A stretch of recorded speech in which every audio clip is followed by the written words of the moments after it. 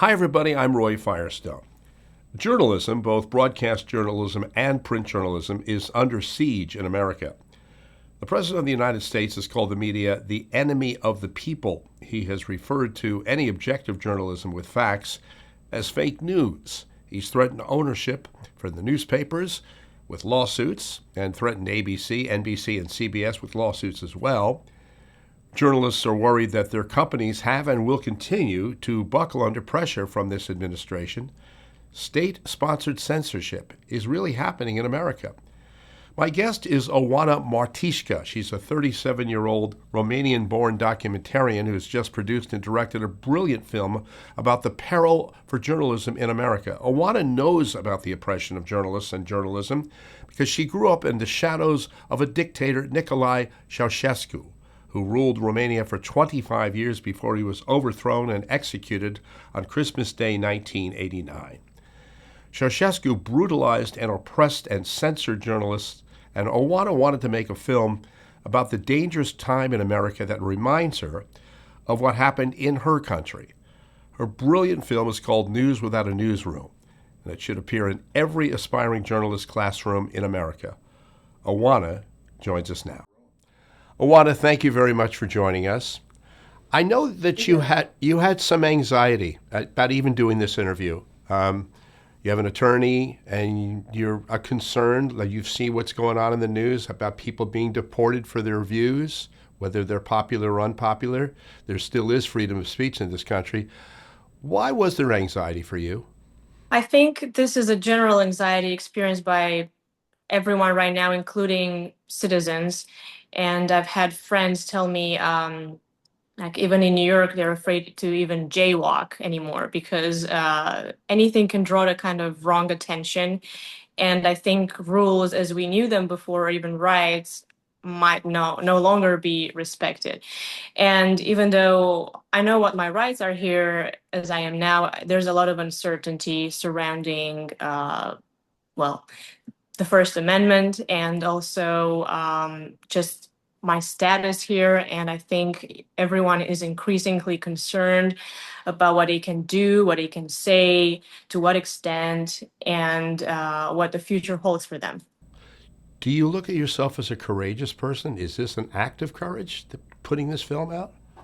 I didn't think of it this way when I was making it, but clearly it turned out to be, as I was finishing it, more timely. And some reporters have actually told me, thank you for having the courage to do this and represent us and say the things that are being told in the film.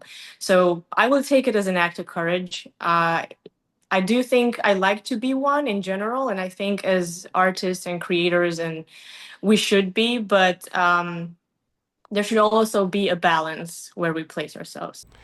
I'm going to show you a clip from April 3rd, 1968.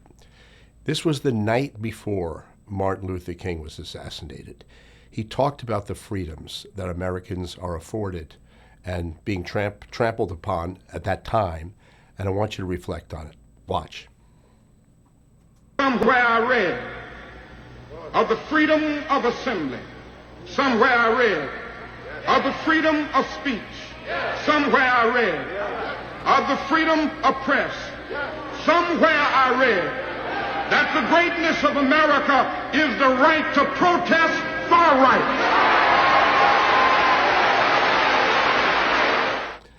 The next night, he was murdered.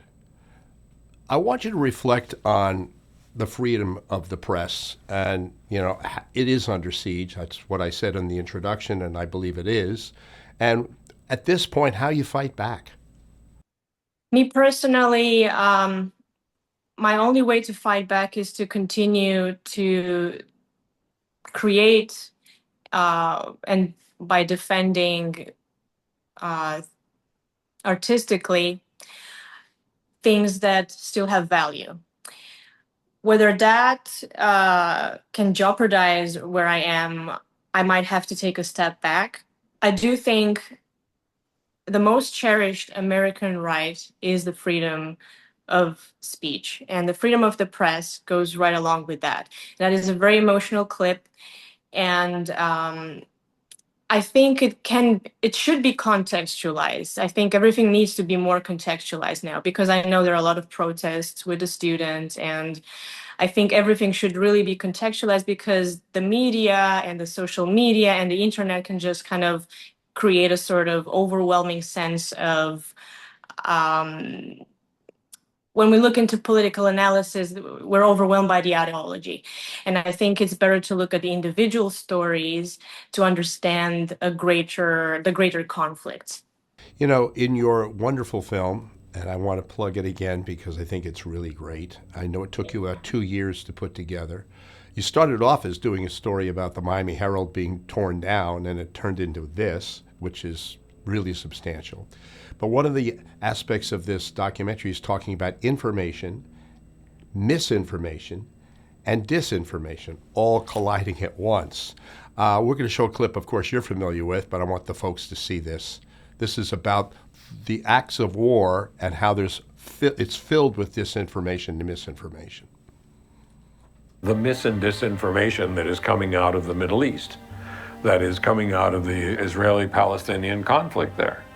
And the mis and disinformation, and my God, how can people believe this thing? I said, well, my God, think about it.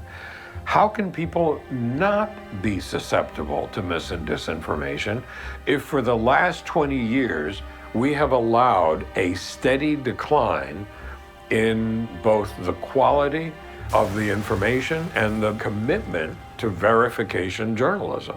You can't reduce the history of the region of the Middle East to a 15-second TikTok. It's just not possible. It's much more complicated than that. We always used to say that truth is the first casualty of war. It's like a cliche. Truth has become a weapon of war. People actually weaponize information. And so my truth is not necessarily his truth. And yet I stick totally with my truth and he sticks totally with his truth.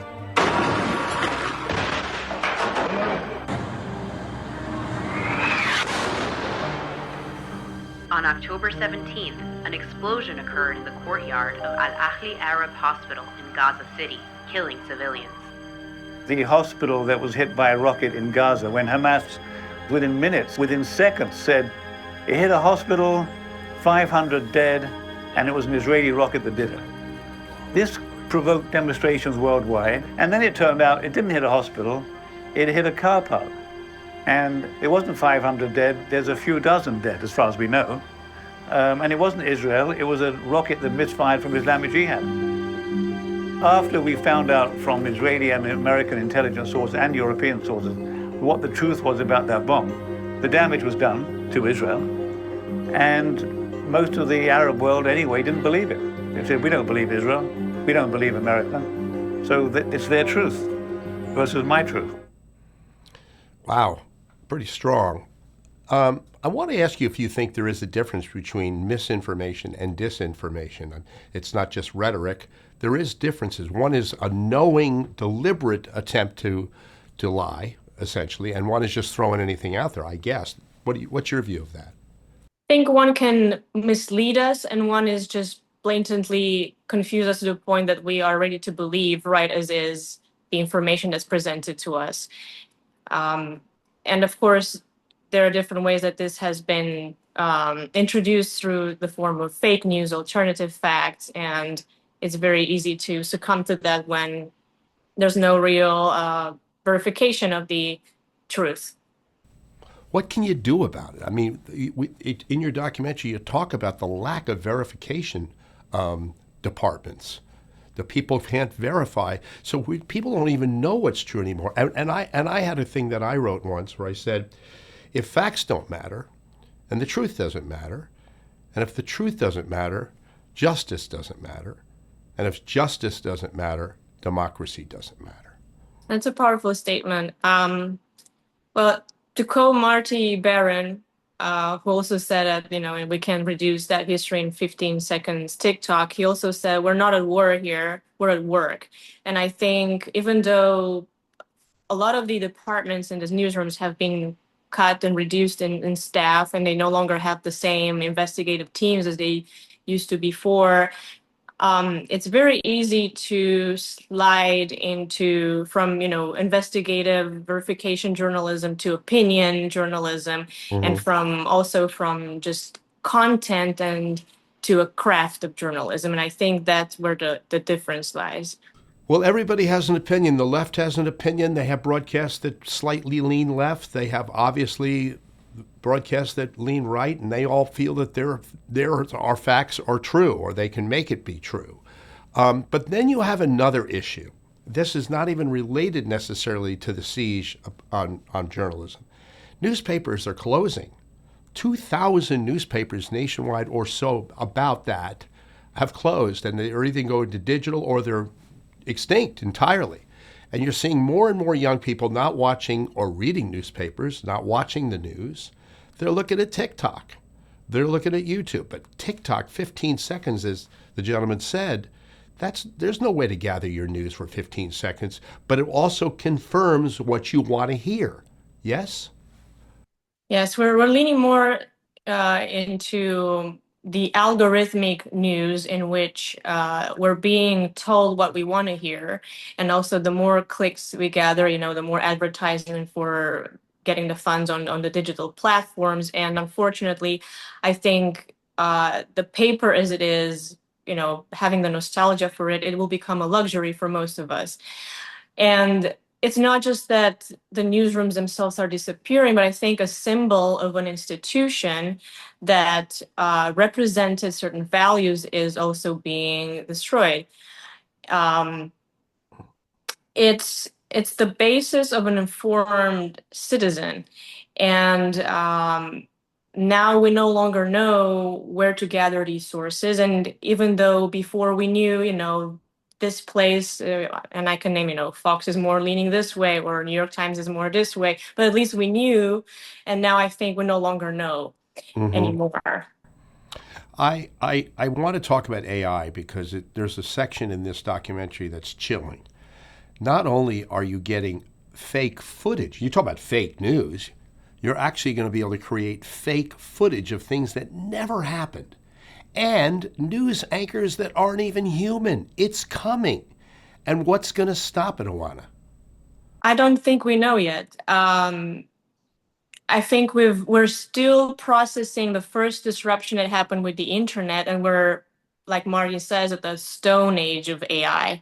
We don't know what's going to happen with actual news anchors. And we've seen, with especially in the conflict in the Middle East, we've had footage that was fake footage that was taken on social platforms as real, and Al Jazeera and all that, they presented as just basically creating even more of a distance between the two parts. So we're getting even more polarized. I think it's one way to create and stir things up instead of informing us. Another thing that I remember from your documentary was the quote, people don't care. They're soaking it in, but they've been seduced and overwhelmed, and they're floating. They don't watch the news. They don't want to hear the news. They're taking a vacation from the news. What's the danger in that? The danger of that is I think we're already getting there, is normalizing things that shouldn't be normalized and accepting things that we should have a participatory role into. And there's a sense of apathy amongst us, especially the younger generations, to not read the news or to just blatantly dismiss them as fiction. And then we no longer know how to disseminate that, or maybe we just graze the news and get the headlines. And then I think the more dramatic the information is, we should go look even more and research that headline and see what the truth really is. There would not be a spotlight. If everyone may have remembered the film with Michael Keaton, Spotlight, about Yes. the investigative reporting about assault by the church in Boston.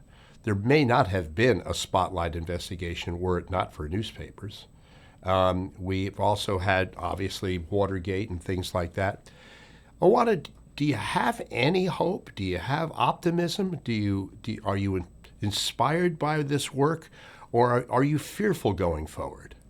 Working on this has been as depressing as it has been fascinating. And I think the closest I've gotten to the end of it, I've found hope because people have reacted to it positively. And they do find necessary to become more involved with the communities they live in, and also realize what we're losing, that when newsrooms disappear, we also lose that sense of humanity and mentorship and just companionship that is also productive for the discovery of these stories, such as it happened with Spotlight and many others. Yeah, and also, as you mentioned in the documentary, there's a community feel when people have local newspapers. They have local information. They feel part of the community. That's going away, right? It is going away. However, I was pleased to discover that there are philanthropic models that are trying to reestablish through nonprofit organizations, which are more decentralized and independent, this sense of engaging locally with the people and rebuilding the trust in the news that has been destroyed by, political corporate pressures. So I think there is hope at that level. Now, of course, there's still a lot of experiments to do, and I think if anything, now is the best time to experiment and try to save the news. Oana, Martisca, the name of the documentary that you brilliantly put together is News Without a Newsroom. Tell us where it's going. How can people see this? Do you hope to get it on a documentary channel or Netflix or things like that? I know you've been lauded, and this documentary has been nominated for many awards. Where can people see this? So it premiered at Miami Film Festival, and since then it's been running its course with the festivals. And even though I do not have a public streaming of it yet, it has been received well by universities and journalistic communities that want to introduce it to classrooms for media literacy. And I think it has a bright future in that area. Of course, I'm looking to bring it even more to the public and the audience through theatrical screenings, and also if I can find a distributor on a streaming platform. So Well, the yeah, more words of the mouth is going out there, I think. I was gonna say maybe this is part of the word of mouth for you guys. I really want to promote this because I thought it was important. I told you the other night. I said this wasn't just good work; it was important work. I don't know if maybe you'll be humble about it, but I do think it's important. What do you think about that? Coming from you, a veteran in this field, I am only honored to hear this. That's very kind. I want to wish you the very best of luck. News Without a Newsroom is the name of the documentary. Keep an eye out for it, folks. If you see it, Oana, Martisca, you're a hero to me because it takes a lot of courage, I think, in putting something out in these times. Thank you for joining us. Thank you so much, Ray. Thanks for watching, folks. We'll see you next time.